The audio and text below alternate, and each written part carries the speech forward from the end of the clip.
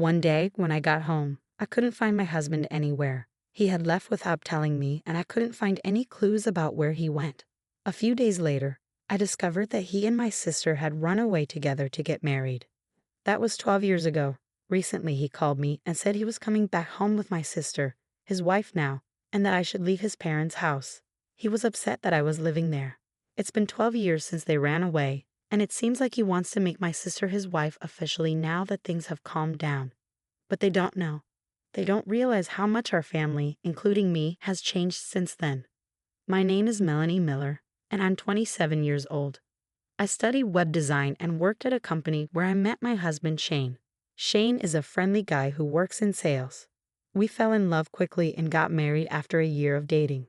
After we got married, we moved in with his parents. I quit my job at the company and started working as a freelance web designer from home. I wanted to take care of our home and support my husband's lifestyle. At first, it was hard for me to find a steady job, so my income wasn't always reliable. But now things had changed.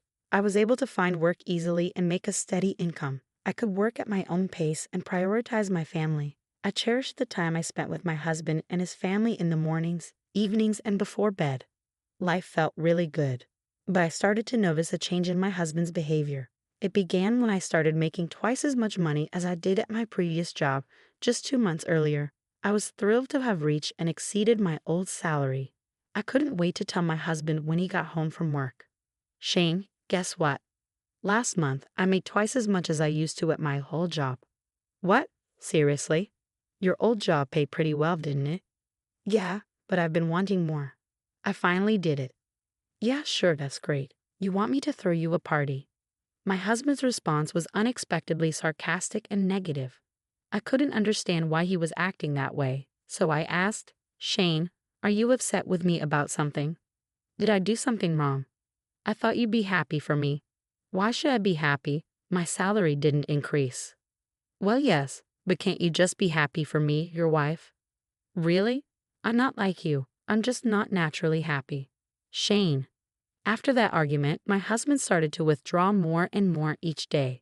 Our talks became less frequent until I was the only one saying good morning and good night. Even though we had only been married for a year, it felt like we were far from happy. My in-laws, who we lived with, could sense the tension but never said anything. 2 months passed and nothing changed. We ate together in silence, and he always controlled the TV. When I was watching something, he would eat all the food I bought without asking. Whenever I tried to talk to him about it, he would argue, so I stopped bringing it up. One day, while I was cleaning the house, my mother-in-law approached me looking concerned. Melanie, how are you feeling? Are you all right? What do you mean, am I all right? Well, when you and Shane first got married, you used to go out and have a good time together.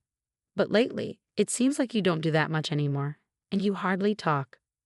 Yeah, but we've only been married for a year, I replied, trying to brush off her concern. I forced a smile to reassure her, but she could tell it wasn't genuine. She looked at me seriously. If you don't want to talk about it, that's okay, but I worry about you. Lately, it seems like you've been feeling down. Well, I'm not pretending to be okay.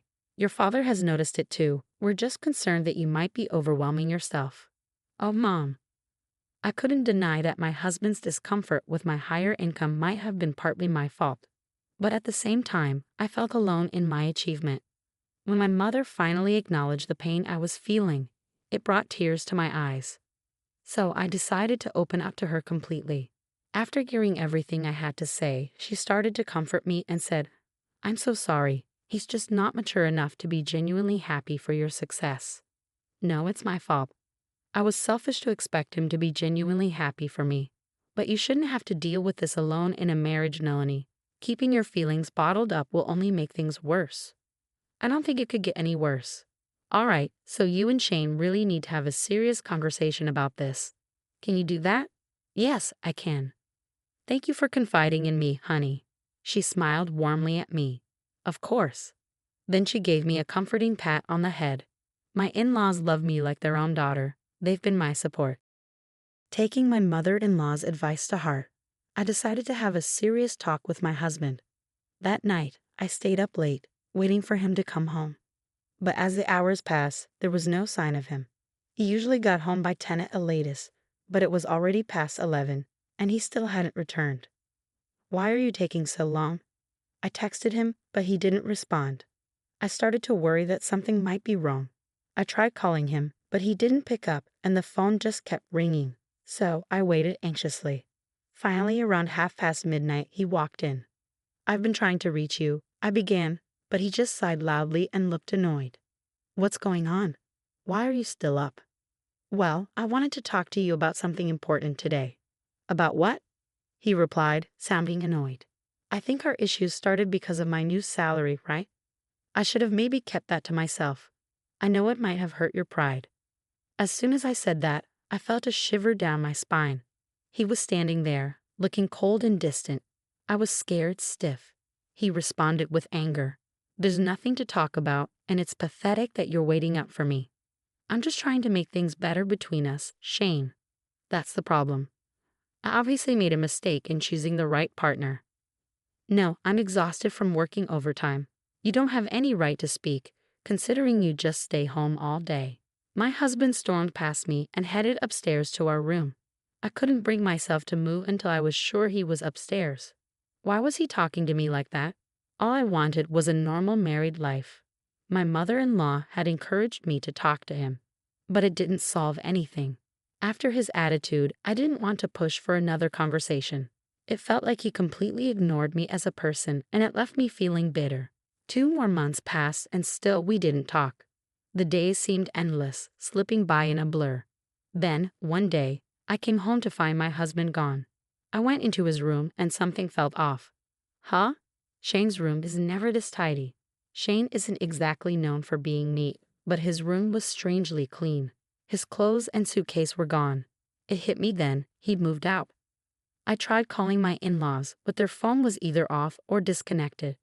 Just as I was panicking, my sister, Mimi, called me. "Hi sis, it's been a while." "Mimi, I can't talk right now." "Is he? Your husband isn't there, is he?"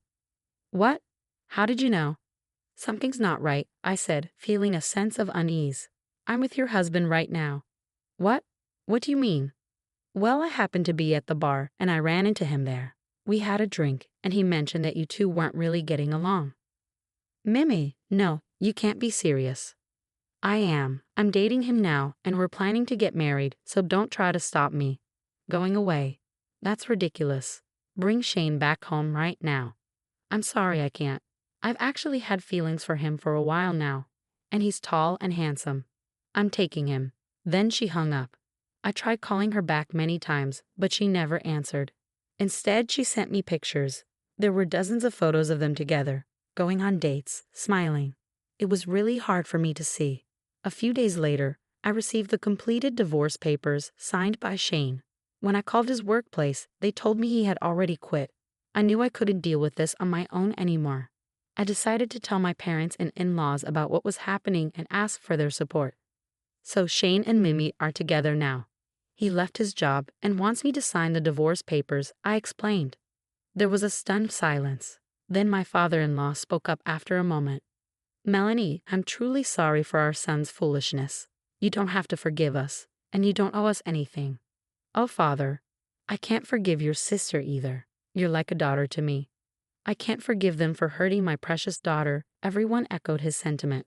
In that moment, our feelings towards Shane and Mimi changed completely. My in-laws were already considering moving to a new house, and after this they said, "We want nothing to do with our son anymore."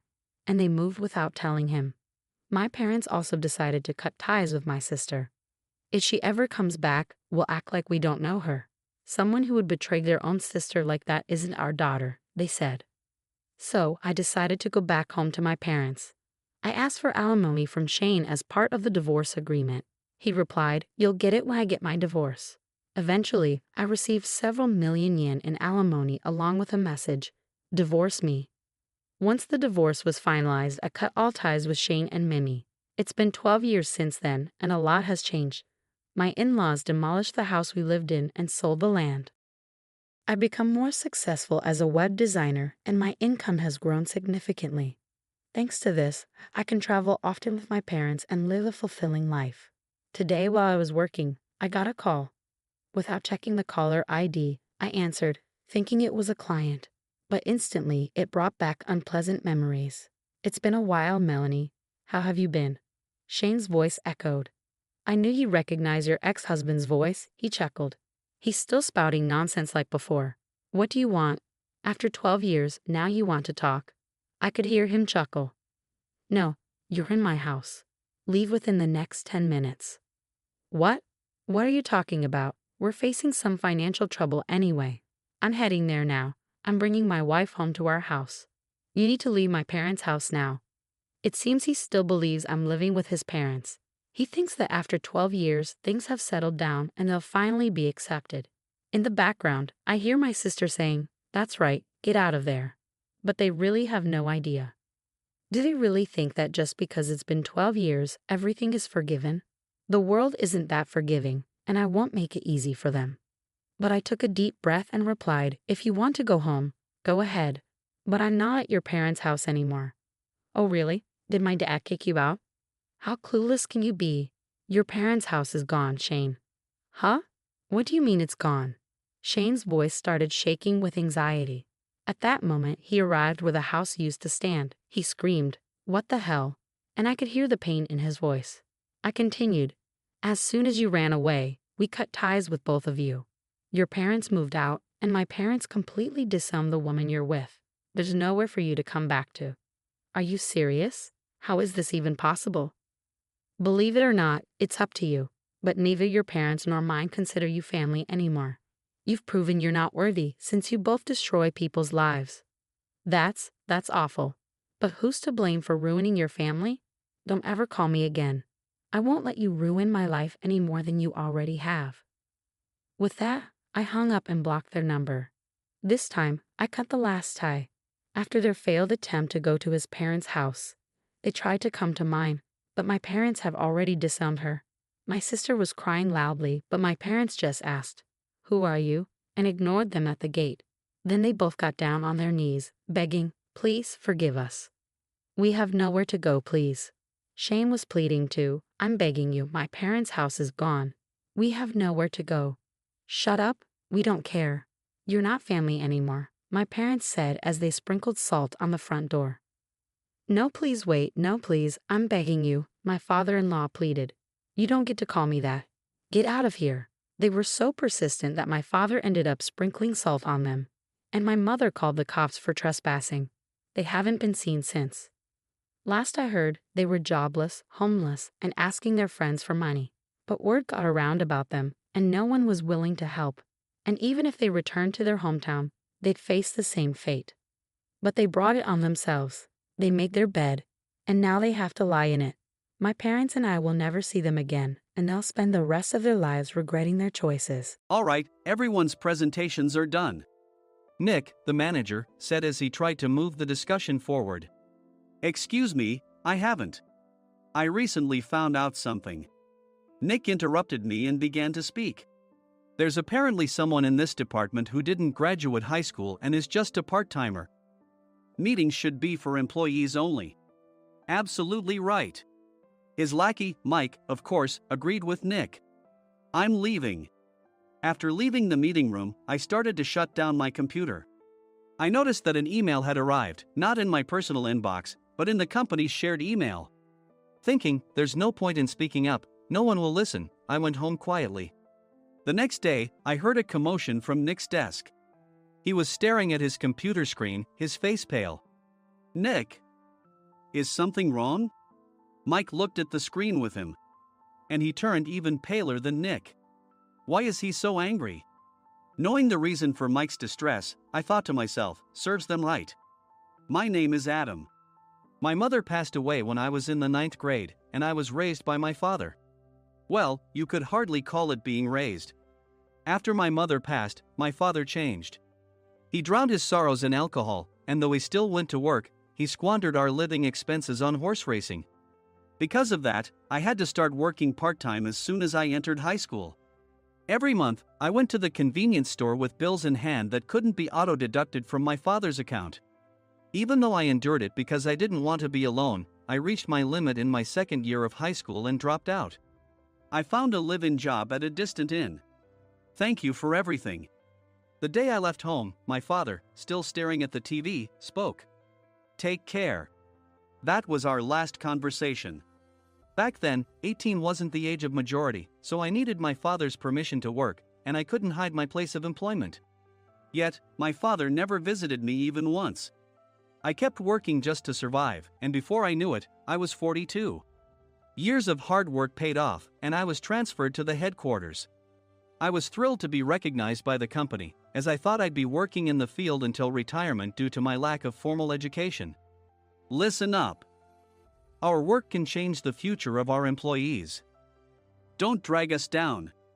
On my first day after the transfer, Nick, dressed in an expensive suit, spoke sternly. There was a reason for this.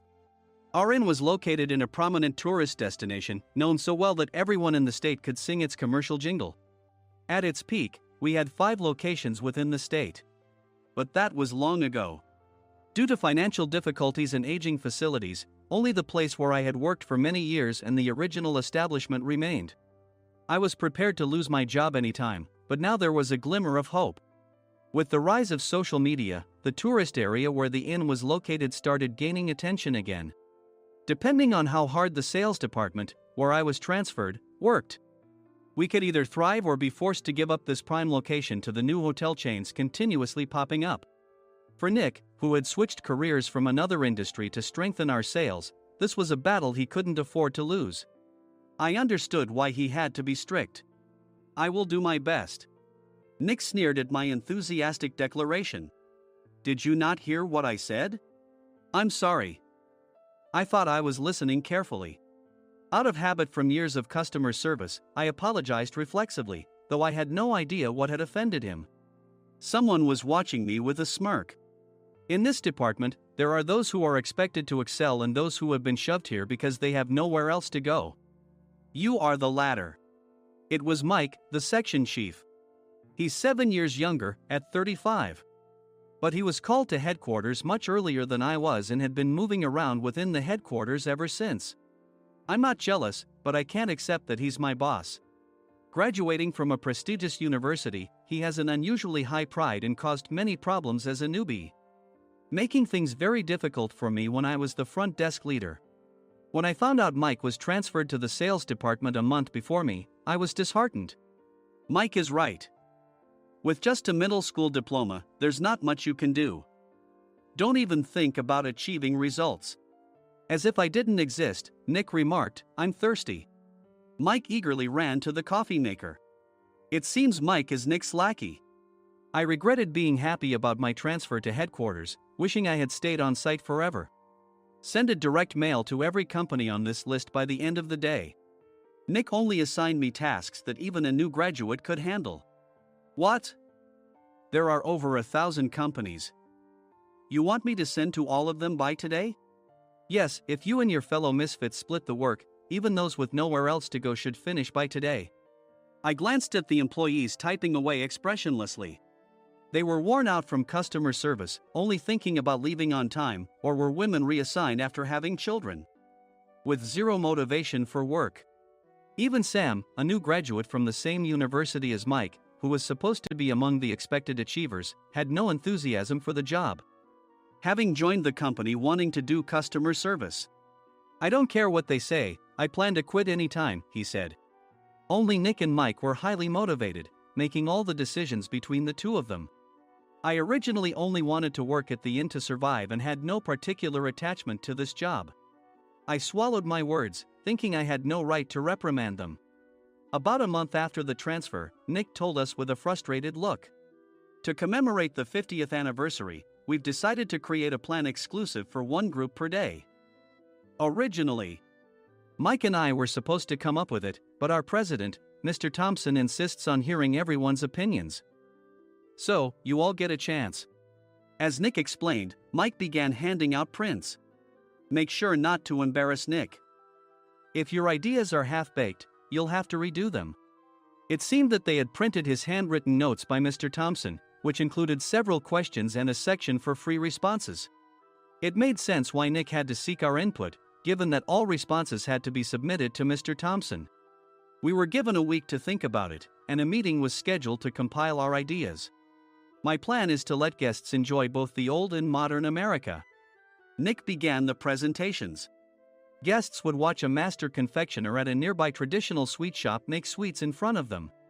The welcome drink would be premium tea in a bottle. Nick's plan was certainly attractive. After his presentation, Nick called on us to present in the order we were seated. Just as I stood up for my turn. All right, everyone's presentations are done. Excuse me, I haven't. I recently found out something. Nick interrupted me. There's someone in this department who didn't graduate high school and is just a part-timer. He was likely talking about me. I joined the company as a part-timer and was made a full-time employee when I turned 20. That was 20 years ago, so Nick and Mike probably had no chance to know until recently. Meetings should be for employees only. Absolutely right. After that, Nick kept creating opportunities to solicit everyone's opinions, purposefully excluding me from speaking. The meeting unexpectedly heated up and went past the scheduled end time. A few people asked to leave, and the discussion continued with the remaining few. Still here? Normally, you'd leave in that situation. Though I had no attachment to the job initially, hearing kind words from customers made me want to make them happier. For someone like me, with nowhere to go, the inn was my home and customer service was my life. I felt pathetic about my current self. I'm leaving. I left the conference room and started shutting down my computer. I noticed an email had arrived, not in my personal inbox, but in the company's shared email. Thinking no one would listen to what I had to say anyway, I quietly went home. The next day, while preparing the DM as instructed, I heard a commotion from Nick's desk. In his haste to stand up, he hit his knee on the desk. He stared at his computer screen, his face pale. Nick! What's wrong? Mike, thinking he should be the first to rush over, approached Nick while still wearing his coat. He peered at the screen with Nick. And he turned even paler than Nick. Why is he so angry? Who is responsible for this company? Nick, more irritated than ever, asked, and Mike answered without checking. Probably Sam. Sam wasn't there because he was attending a morning training session for new hires. Nick gave up on getting angry and returned his gaze to the screen. They were looking at an email that arrived right after the end of the working day yesterday. Apparently, no one, including me, had checked it before leaving. The email was from a large company that used us for their annual employee trips. The president and executives of that company also frequently used our services personally. President of the company, Mr. Mason himself had declared that neither he nor his company would ever use our services again. Well, some companies cancel their employee trips or stop using our services due to financial struggles. Let's just move on. Mike kept wiping the sweat from his forehead with a handkerchief. Knowing why Mike was so agitated, I quietly watched their interaction. Do you know how much revenue we get from that company?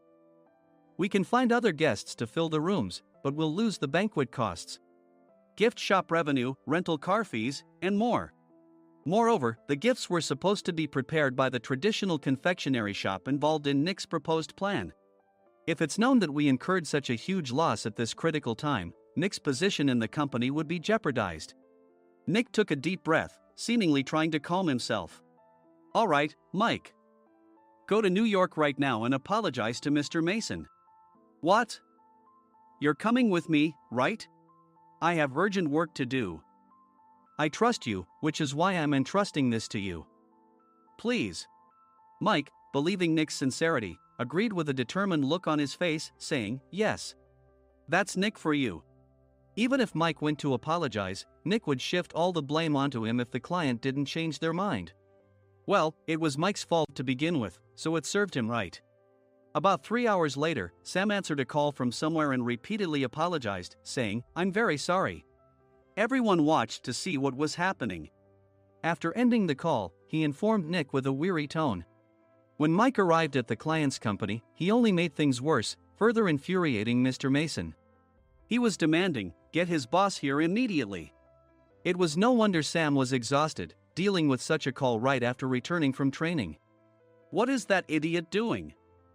All right, Adam, you're coming with me. If sacrificing Mike didn't work, then I must be next. Normally, I'd want to refuse at all costs, but I saw an opportunity in this situation. If I can be of assistance, I'd be happy to join you. I immediately followed Nick, and we flew to New York. When we introduced ourselves at the reception, it became clear how serious the situation was, as the receptionist personally escorted us to the president's office. Angry voices leaked through the door, making both Nick and me uneasy. "Excuse me. I'm Nick, the supervisor. I understand my subordinate has caused you trouble, and I deeply apologize." Nick, with his experience in the corporate world, knew enough to offer an apology before excuses. However, his customer service skills left much to be desired. I sighed as I saw Mike trembling like a small dog in the corner of the room. "What kind of training are you giving your subordinates?" Mr. Mason glared at Nick with a red face. The intensity of his gaze made even Nick take a step back. Regrettably, I joined this company only 2 years ago and was unaware of Mike's issues. I should have identified his shortcomings sooner. Indeed, I should have realized sooner. No sensible person would come to apologize and then give a lengthy presentation on the drawbacks of not using their in. Nick froze, his mouth slightly open. Suspecting the worst, I picked up the documents that had fallen to the floor. It seemed Mike hastily prepared these documents on the plane, listing the disadvantages. Disadvantage 1: if you change the venue for the company trip, employees might suspect it's for cost-cutting reasons, leading to a negative impression. Reading it aloud half-jokingly, Nick snatched the papers from my hand and checked the contents with a furious expression. Among the stack of documents was a receipt from a nearby convenience store's copy machine. I felt a pang of dread, hoping he hadn't shown the receipt as well. What do you think he said when I asked what kind of nerve he had to do this? I'm very sorry." Faced with the dire situation, Nick must have thought there was nothing left to do but apologize. In a voice smaller than I'd ever heard from him, he uttered words of apology. He said, "I'm a Harvard graduate. I don't believe I said anything wrong." "Mike, what have you done?" Forgetting his plan to pin the blame on Mike, Nick yelled loudly, even in front of Mr. Mason. "I didn't do anything wrong." "You're still saying that? Look at him." Mike pointed at me with a shaking hand. "I was assigned to headquarters in my 20s and now I'm a section chief. This guy only made it to headquarters at 42. Everything I've done proves I was right. So why are we losing the contract?" Having said his piece, Mike collapsed to the floor. "Of course. You were sent there because you had nowhere else to go." Mike never expected to hear such words from someone he looked down upon. He lunged at me, and Nick hurriedly stepped in to stop him. "Mr. Thompson told me Mike is a quick thinker, and to take good care of him." There's no way he was pushed aside. "Don't make things worse here. He didn't say quick thinker, he said only quick-witted, didn't he?" I don't remember that part." I recalled the many troubles Mike caused when he was a newbie. When Mike was on the front line, his pride was so high that he never apologized to customers. Customer service, especially in our job, doesn't work alone. It brings both good and bad situations. If the front staff or housekeepers made mistakes, or the cleaning company didn't properly clean a room, one had to apologize to the customers regardless of personal fault. Mike, in such situations, would never apologize, insisting he wasn't at fault. This often angered customers, and as the front desk leader, I frequently had to apologize on his behalf. He caused complaints and disrupted operations, which is why he was quickly moved to headquarters. In departments where he didn't interact directly with customers, his quick thinking was beneficial and things went well. But it seemed his flaws were starting to show. Corporate reservations are supposed to be entered into the system by the sales representative. But a quick check yesterday revealed that more than 10 items were missing from the client's reservation. The handover document clearly stated what needed to be prepared. Why didn't you enter it into the system? Why do we have to give them special treatment? Filling rooms near the banquet hall, setting up all the food in advance. Specifying the brand of wine, they're too demanding. No wonder he always angered customers, I thought, feeling a headache coming on. Grouping them in rooms near the banquet hall is for our benefit too. It makes it easier for the staff to set up beds and serve breakfast since everyone's schedule is synchronized. As for the other requests, Mr. Mason suggested them to lighten our load. I didn't know that. Nick finally seemed to realize that Mike was the one who had angered the client. What did you say to them? I just told them we wouldn't give them special treatment anymore. We shouldn't waste effort on things that don't bring in money. I was utterly exasperated at his lack of understanding of customer service. Of course, we shouldn't comply with unreasonable demands. But carrying over successful practices from past stays makes customers feel remembered and enhances their experience. Good memories encourage repeat visits. That's part of our job. I looked down at Mike, who was sitting on the floor. In our job, nothing is a waste. Mr. Thompson likely moved you to the sales department, hoping you'd finally understand this. How do you think he feels now that you've failed to meet his expectations? Mike, tears in his eyes, fled the president's office. I was amazed he still hadn't apologized. You have it tough, Adam. It's okay, we're all employees of the same company.